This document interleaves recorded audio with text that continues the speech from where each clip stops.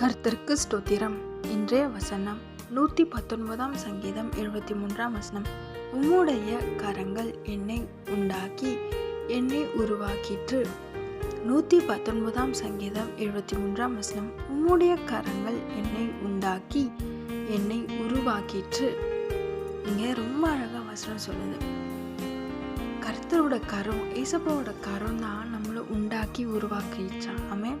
வசனம் ரொம்ப அழகா சொல்லுது. நீங்க நினைக்கிறீங்களா, நான் ஏன் பிறந்தேன், இந்த வாழ்க்கையே எனக்கு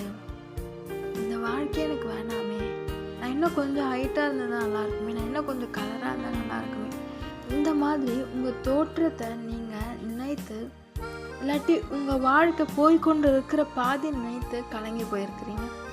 இன்னைக்கு ஏசப்பா உங்களுக்கு ரொம்ப அழகா பதில் தரார். நான் தான் உன்னை உண்டாக்குனேன், நான் தான் உன்னை உருவாக்குனேன், அதுவும் என்னோட கைகள்னால, என் கரத்தினால உங்களை உருவாக்கியிருக்கேன்.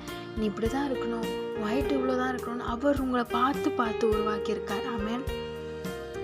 பைபிளில் வசனம் இருக்கு, நம்ம தேவ சாயலாம், அவர் எப்படி இருக்காரோ அதே போல் உருவாக்குனாராம்.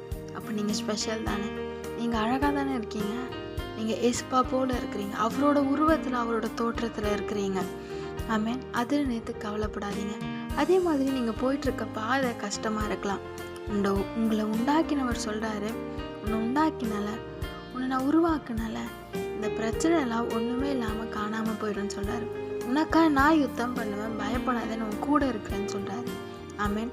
அந்த கரத்தினால உங்களை உருவாக்குனால, அந்த கரத்தினால உங்களை பாதுகாப்பேன்னு சொல்கிறாரு.